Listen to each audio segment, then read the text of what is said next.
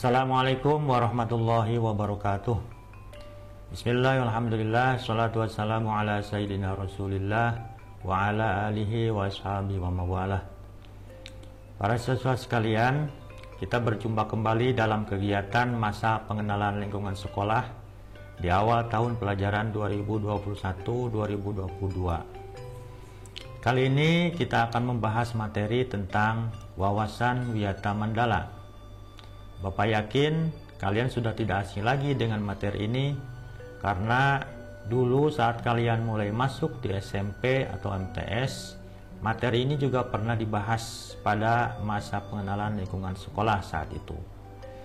Namun, untuk menyegarkan kembali ingatan kalian tentang wawasan wiyata mandala, maka mari kita simak paparan tentang wawasan wiyata mandala. Para siswa sekalian,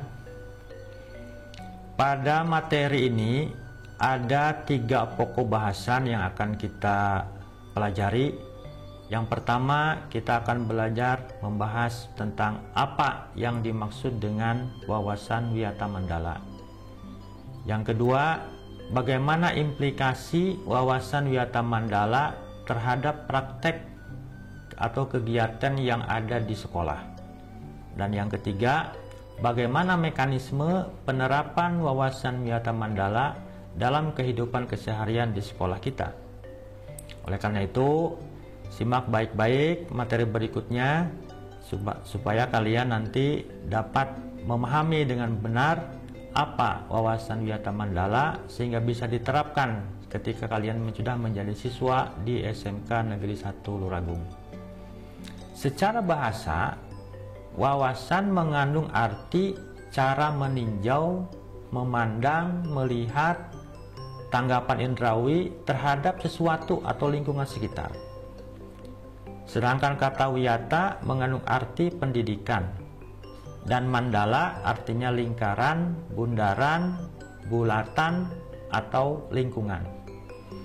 Dari pengertian ketiga kata tersebut, maka istilah wawasan wiyata mandala dapat kita artikan sebagai cara kita memandang sekolah sebagai lingkungan pendidikan dan pembelajaran. Hal ini penting kita miliki agar apa yang akan kita laksanakan selama menjadi warga sekolah itu sesuai dengan fungsi dari sekolah itu sendiri. Sebab seperti yang banyak ahli katakan, apa yang terjadi, apa yang dilakukan oleh seseorang itu sangat bergantung kepada pendapat, persepsi, serta wawasan yang bersangkutan tentang suatu objek. Jadi apabila kalian memiliki wawasan atau persepsi yang salah tentang sekolah, maka besar kemungkinan perilaku, sikap kalian selama di sekolah juga tidak sesuai dengan fungsi sekolah. Demikian juga sebaliknya. Jika persepsi dan wawasan kalian tentang sekolah dalam hal ini sebagai wiyata mandala, maka diharapkan apa yang kalian lakukan, sikap, perilaku sekalian selama di sekolah itu sesuai dengan fungsi sekolah sebagai lingkungan pendidikan atau pembelajaran. Berikutnya, siswa sekalian, karena sekolah itu sudah dijadikan sebagai wiyata mandala atau lingkungan pendidikan, maka ini berimplikasi terhadap beberapa hal sebagai berikut. Yang pertama, sekolah mengemban misi pendidikan.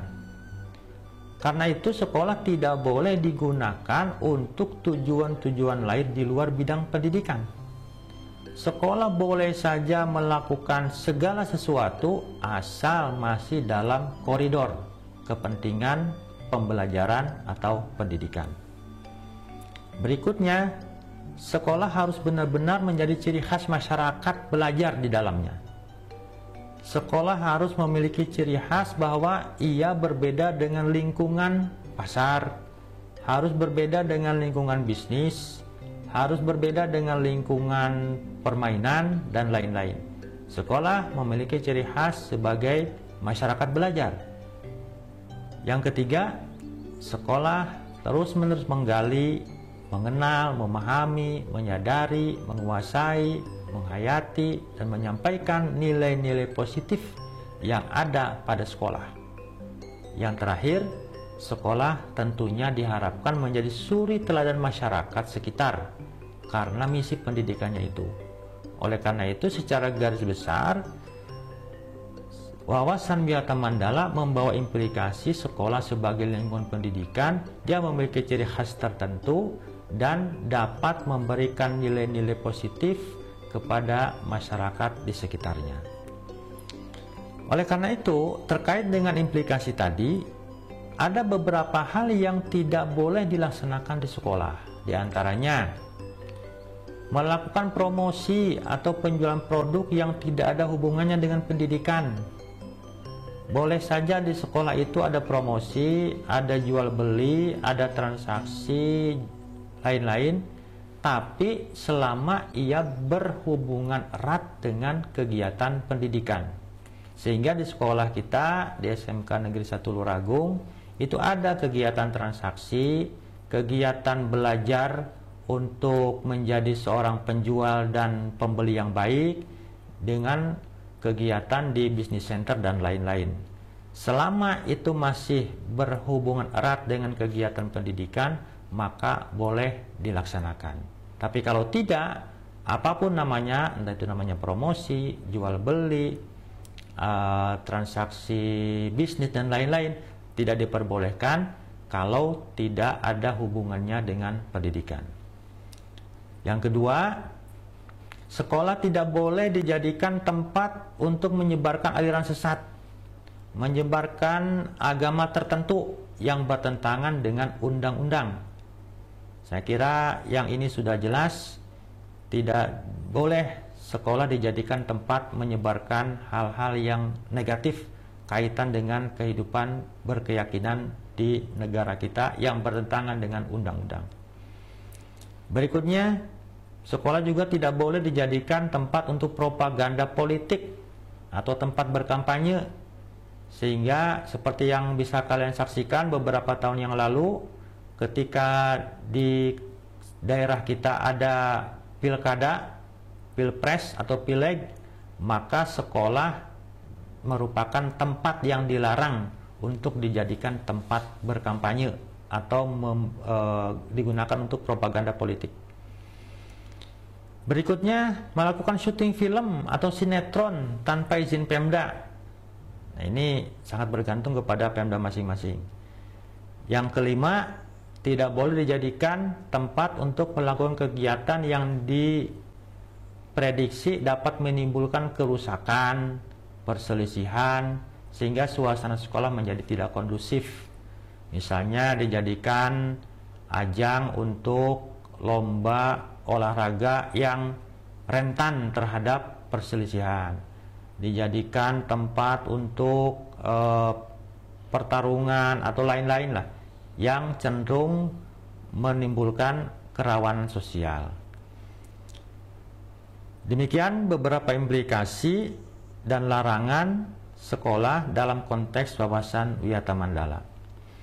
Untuk bisa mewujudkan fungsi sekolah sebagai Wiyata Mandala, maka ada 5 komponen utama yang mau tidak mau harus terjalin secara erat dan sinergis agar fungsi sekolah sebagai Wiyata Mandala itu bisa berjalan dengan baik.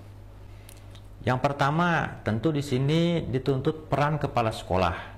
Kepala sekolah sebagai pemimpin di sekolah maka memiliki fungsi tugas yang sangat penting dalam memajukan sekolah dan dalam menerapkan sekolah sebagai Wiyata Mandala. Selain kepala sekolah, diperlukan juga peran guru. Ada kepala sekolah, tidak ada guru, maka Wiyata Mandala tidak berlaku di sekolah. Kalau sekolah ingin berfungsi sebagai tempat pendidikan, maka di sini dituntut peran guru. Kemudian selain guru juga ada sivitas akademika. Dalam hal ini guru dibantu juga oleh staf-staf tata usaha. Mereka merupakan tenaga-tenaga yang sangat dibutuhkan dalam menunjang tugas kegiatan pembelajaran, khususnya dalam bidang administrasi yang melayani guru maupun siswa. Yang keempat, siswa. Siswa memiliki peranan yang sangat penting dalam mewujudkan sekolah sebagai lingkungan pendidikan. Kalau siswanya berperan dengan baik, siswanya berperan sesuai dengan tugas dan fungsinya, maka besar kemungkinan sekolah betul-betul menjadi lingkungan pendidikan atau pembelajaran yang menjadi harapan kita semua. Dan yang terakhir adalah peran masyarakat. Masyarakat meskipun tidak secara terus-menerus ada di lingkungan sekolah, ada di dalam sekolah, tapi peran masyarakat sangat besar dalam memajukan sebuah sekolah. Sekolah yang dibantu dengan masyarakat secara penuh, maka sangat besar kemungkinannya untuk bisa berkembang dengan baik. Sebaliknya, sekolah juga akan sangat kesulitan untuk bisa mengembangkan diri jika masyarakat di lingkungan sekolah, baik itu masyarakat di pedesaan maupun masyarakat bisnis, masyarakat industri, kalau saja mereka mampu memberikan kontribusi yang cukup bagi sekolah, maka itu sangat besar pengaruhnya terhadap kesinambungan dan pengembangan sekolah. Nah, dari kelima komponen ini, Bapak ingin memfokuskan kepada peran kalian sebagai siswa. Apa saja sih peran siswa itu?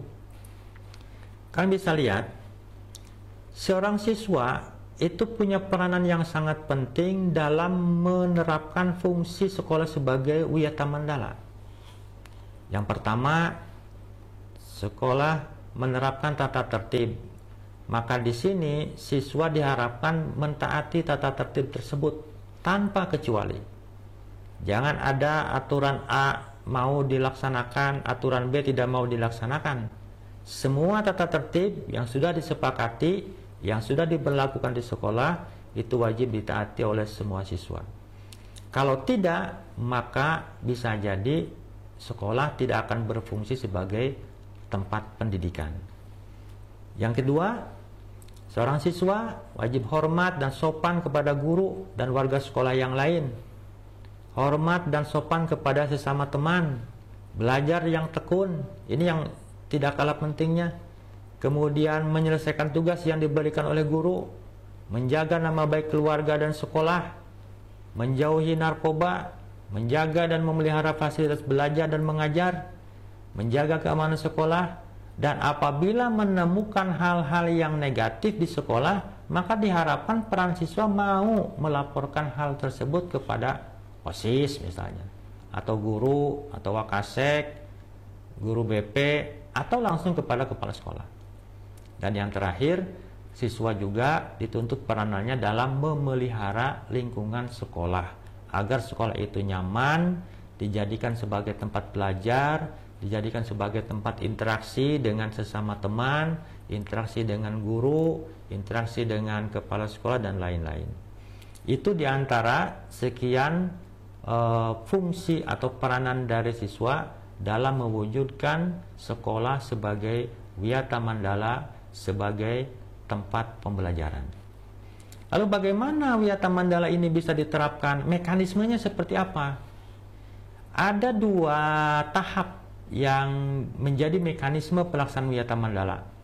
Yang pertama yang disebut dengan tahap preventif atau tahap pencegahan.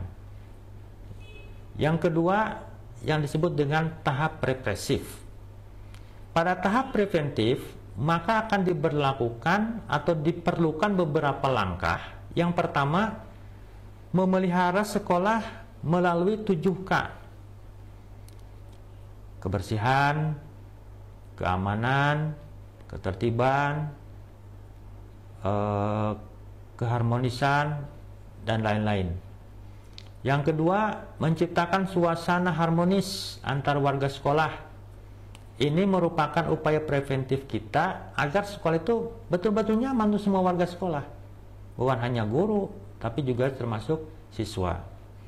Yang ketiga, membentuk jaring pengawasan. Maka dilakukanlah razia dalam rangka mencegah hal-hal yang negatif berkembang atau terjadi di sekolah kita. Yang keempat, menghilangkan bentuk perpeloncoan saat MPLS. Kalau dulu istilahnya ospek atau MOS, masa orientasi siswa. Nah, hal-hal yang berbentuk kekerasan itu dihilangkan dalam rangka preventif untuk mencegah terjadinya atau berkembangnya nilai-nilai kekerasan di sekolah. Yang kelima, mengisi jam kosong dengan kegiatan ekstrakurikuler. Yang keenam, meningkatkan keamanan dan ketertiban saat berangkat dan usai sekolah. Maka di sekolah itu sudah ada mekanisme bahwa siapapun yang datang ke sekolah harus dalam keadaan sehat, tidak memiliki nuansa yang kurang bagus, tetap menjaga kerukunan, tertib, dan itu dipelihara sejak datang, ketika, dan setelah usai kegiatan di sekolah. Berikutnya tahap represif. Kalau hal-hal yang sudah dicegah ternyata masih terjadi, maka tahap yang kedua adalah melakukan tahap represif. Caranya, jika terjadi perselisihan di antara siswa, maka dilakukanlah upaya untuk mendamaikan pihak yang terlibat perselisihan tersebut. Lalu menetralisir isu negatif yang berkembang, hal-hal yang berbau hoax, ujaran kebencian dan lain-lain, itu minimal mungkin dikurangi untuk tidak berkembang menjadi lebih besar. Yang ketiga, melakukan koordinasi dengan pihak keamanan bila terjadi tindakan kriminal di sekolah. Kita selalu berkoordinasi dengan pihak Polsek dan juga pihak Koramil dalam rangka menjaga keamanan di lingkungan sekolah kita. Kalau terjadi hal-hal negatif yang mengarah ke kriminal dan tidak bisa diselesaikan di sekolah, maka akan kita serahkan ke pihak keamanan, dalam hal ini kepolisian. Yang keempat, melakukan penyelesaian kasus secara hukum terhadap kasus yang melibatkan pihak luar sekolah. Dan yang kelima, mengadakan bimbingan dan penyuluhan, baik itu yang berkaitan dengan penyelesaian atau mencari solusi terhadap masalah-masalah yang dihadapi oleh para siswa, maupun memberikan jalan keluar terhadap siswa terkait dengan pengembangan karir pasca lulus dari sekolah ini. Itu beberapa mekanisme yang kita terapkan dalam mewujudkan sekolah sebagai wawasan wiyata Mandala.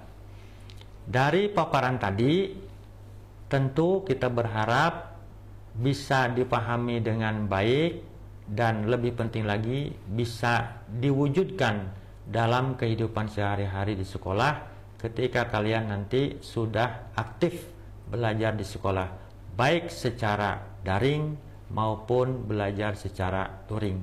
Demikian yang bisa Bapak sampaikan. Terima kasih atas segala perhatiannya. Mohon maaf jika ada kekurangan. Wassalamualaikum warahmatullahi wabarakatuh.